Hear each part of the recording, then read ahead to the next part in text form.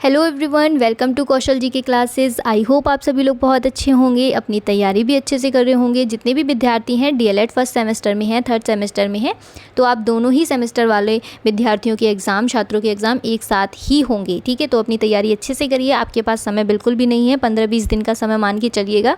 तो आप लोग बहुत ही अच्छे से पढ़िएगा और जितने भी मैंने कहा है, अगर आपको पास होना है और अगर आपने अभी तक कुछ भी नहीं पढ़ा है, आप सिर्फ प्रीवियस ईयर लगा लीजिए। ठीक है, प्रीवियस ईयर पेपर की तैयारी करिएगा। 5 साल तक के जितने भी प्रीवियस ईयर के पेपर हैं, तो आप उन सभी पेपर्स को कंप्लीट करिए, लगाइएगा। और आज की वीडियो में हम लोग वन लाइनर करेंगे। जैसा कि आपको पता है कि हिंदी की हम ऑलरेडी करवा चुके हैं आपको, अब साइंस का नंबर है, तो साइंस की एक पार्ट आपका आ चुका है। अगर आप लोगों ने अभी तक वो वीडियो नहीं देखा है तो जाकर ज़रूर देखिएगा। वीडियो स्टार्ट करते हैं। कल की वीडियो में हम लोग ने 10 क्वेश्चन जो हैं हम लोगों ने कंप्लीट कर लिए थे और सारे जितने भी प्रश्न मैं आपको करवा रही हूँ वो सारे आपके एग्ज़ाम्स में आए हुए हैं और हर प्रश्न आपसे आपके पेपर में इससे पहले पूछा जा चुका है और यही प्रश्न आपके एग्ज़ाम्स में आएंगे। ठीक है, तो चलिए, हम लोगों ने कहाँ तक पढ़ा था कि सजीव एवं निर्जीव के बीच की कड़ी किसे कहते हैं? तो विषाणु को कहते हैं, यानी कि वायरस को कहते हैं। आप विषाणु, वायरस कुछ भी लिख के आ सकते हैं। नेक्स्ट हम बात करेंगे पुष्प के नर अंग का नाम लिखिए। तो पुष्प के नर अंग का नाम क्या होता है? पुंकेश्वर। ठीक है, यही आपसे पूछ दिया जाता है कि पुष्प के मादा अंग का नाम बताइए। तो मादा अंग का नाम क्या होता है? जायांग। ठीक है, ये चीज़ याद रखिएगा, मोस्ट इम्पॉर्टेंट क्वेश्चन है। दोनों में से एक आपसे ज़रूर पूछा जाएगा और जिस भी आपका जो पुष्प का चैप्टर है, ये आपको हर साल पुष्प के चैप्टर से 1, 2, 3 क्वेश्चन आपके एग्ज़ाम में ज़रूर देखने को मिलते हैं। ठीक है, तो पुष्प वाला जो चैप्टर है वो आप लोग ज़रूर पूरा कंप्लीट करिएगा, अच्छे से पढ़ लीजिएगा। ठीक है, चलिए नेक्स्ट क्वेश्चन देखते हैं कि ठोस पदार्थ की आकृति एवं आयतन कैसे होते हैं। अब देखिए, ठोस पदार्थ की आकृति एवं आयतन दोनों निश्चित होते हैं। देख रहे हो आप लोग, रिपीट हुआ है क्वेश्चन। पहले आपसे पूछा गया था द्रव पदार्थ की आकृति आयतन, अब आपसे पूछा गया है ठोस पदार्थ की आकृति एवं आयतन, और दोनों ही प्रश्न आपके एग्जाम में आए हुए हैं।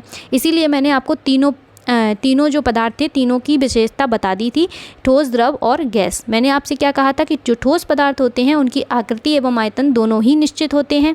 ठीक है, और जो द्रव पदार्थ होते हैं उसमें उसकी आकृति निश्चित होती है और आयतन जो होता है वो अनिश्चित होता है। गैस में क्या होता है कि आकृति और आयतन दोनों ही अनिश्चित होते हैं। ठीक है, इसमें दोनों निश्चित होते हैं, ठोस में निश्चित होते हैं दोनों ही, गैस में दोनों ही अनिश्चित होते हैं। सिर्फ द्रव का चेंज होता है जिसमें आकार निश्चित और आयतन अनिश्चित होता है। इस चीज़ को अपने दिमाग में बिठा लीजिए, लिख लीजिए। कल की वीडियो नहीं देखिए तो जाकर ज़रूर देखिएगा, क्योंकि क्या होता है कि यही इंपॉर्टेंट क्वेश्चंस हैं और इन तीनों में से आपसे एक प्रश्न ज़रूर पूछा जाएगा। बात करेंगे नेक्स्ट क्वेश्चन की। तो नेक्स्ट हमारा क्वेश्चन है कि पक्षियों को उड़ने में सहायता किससे मिलती है? ठीक है, तो खोखली हड्डियों और पंखों की विशेष संरचना से इन्हें उड़ने में सहायता मिलती है। नेक्स्ट क्वेश्चन आपका है कि पक्षियों के श्वसन अंग कौन कौन से होते हैं? तो फेफड़े होते हैं और वायु कोश होते हैं। देखिए, यहाँ छोटा सा आपका प्यारा सा जी के क्लासेस का लोगो आ रहा है। अगर आप लोगों ने अभी तक सब्सक्राइब नहीं किया है तो फटाफट से सब्सक्राइब कर लीजिएगा। जितने भी आपके साथ आपके फ्रेंड्स हैं जो आपके साथ डीएलएड कर रहे हैं, एग्ज़ाम देने वाले हैं, उन सभी तक ये वीडियो ज़रूर पहुँचा दीजिए, क्योंकि बहुत इंपॉर्टेंट क्वेश्चन हैं ये सारे। और अगर उन्होंने ये क्वेश्चन पढ़ लिए ना, तब भी उनकी बहुत अच्छे से तैयारी हो जाएगी। तो आप लोग शेयर ज़रूर करिएगा और साथ दीजिएगा, लाइक करिएगा। कुछ भी अगर आपको सजेशन देना है तो आप लोग कमेंट बॉक्स में कमेंट कर सकते हैं। देखिए, परागण कितने प्रकार के होते हैं? परागण, ठीक है, तो परागण 2 प्रकार के होते हैं। इंपॉर्टेंट क्वेश्चन है, सारे ही इंपॉर्टेंट है जो भी पढ़ा रही हूँ, तो मैं बार बार नहीं बोलूँगी कि इंपॉर्टेंट है, मोस्ट इंपॉर्टेंट है, सारे ही इंपॉर्टेंट हैं। ठीक है, परागण कितने प्रकार के होते हैं? तो ये होते हैं 2 प्रकार के। एक होता है स्वपरागण, एक होता है पर परागण। ठीक है, इसको आपको ध्यान रखना है, भूलना बिल्कुल भी नहीं है कि परागण 2 प्रकार के होते हैं, स्वपरागण और पर परागण। अब परागण होता क्या है? तो परागकणों का पुंकेश्वर से अंडक की वर्तिकांग पर पहुंचना ही परागण कहलाता है।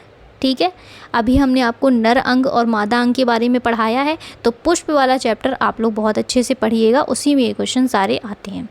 परमाणु में गुणसूत्रों की संख्या कितनी होती है? देखिए, परमाणु में गुणसूत्रों की संख्या कितनी होती है? तो यहाँ आप देख सकते हैं, ड्रोसोफिला 8, मकई 20, टमाटर 24, मटर 48। कोशिका भित्ति किस में पाई जाती है?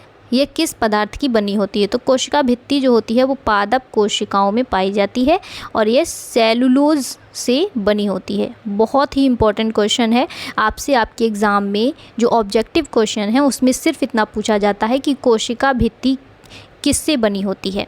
ठीक है, तो कोशिका भित्ति जो होती है वो सेलुलोज से बनी होती है, सेलुलोज से बनी होती है। और एग्जाम्पल आपको 4 आपको वो दे देंगे, ऑप्शंस दे देंगे जिसमें आपको देखना है और बताना है। ठीक है, तो अगर आपको उसमें सेलुलोज लिख कर आ रहा है तो आप लोग फटाफट से उसी में टिक करिएगा कि जो कोशिका भित्ति होती है वो सेलुलोज से बनी होती है और पादप कोशिका का उसमें पाई जाती है। ठीक है, चलिए नेक्स्ट क्वेश्चन आपका है कि जंतु और पादपों में समानता बताइए। जंतु और पादपों में समानता क्या होती है? देखो इनमें क्या समानता होती है? वृद्धि करना, उत्तेजना के प्रति प्रतिक्रिया करना, प्रजनन करना, कोशिकाओं में बने होना। ठीक है, तो ये सारी इनकी विशेषताएं हैं। अब बात करेंगे हम पुष्प की कि पुष्प क्या है।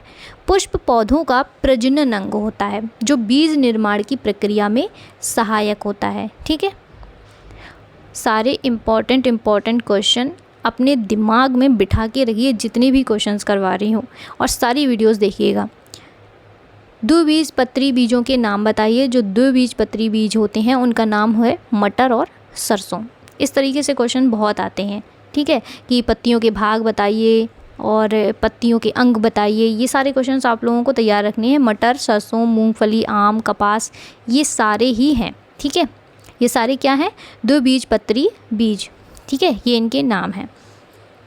चलिए फ़िलहाल आज की वीडियो में इतना ही। और जो भी विद्यार्थी पहली बार चैनल पर आए हैं, मैं फिर बोलना चाहूँगी आप लोग चैनल को सब्सक्राइब कर लीजिएगा, सपोर्ट करिएगा अपना, और अपने फ्रेंड्स के साथ में वीडियो ज़्यादा से ज़्यादा शेयर करिएगा। वीडियो कैसा लगा, अच्छा लगा, या जो भी आपका सजेशन है वो आप लोग कमेंट बॉक्स में ज़रूर बताइएगा, क्योंकि आपका एक कमेंट मुझे मोटिवेशन देता है और आपके कमेंट के अकॉर्डिंग ही मैं अपना वर्क और भी अच्छे से कर पाती हूँ। फिलहाल वीडियो को लाइक करें, चैनल को सब्सक्राइब करें। मिलते हैं नेक्स्ट वीडियो में, तब तक के लिए नमस्कार।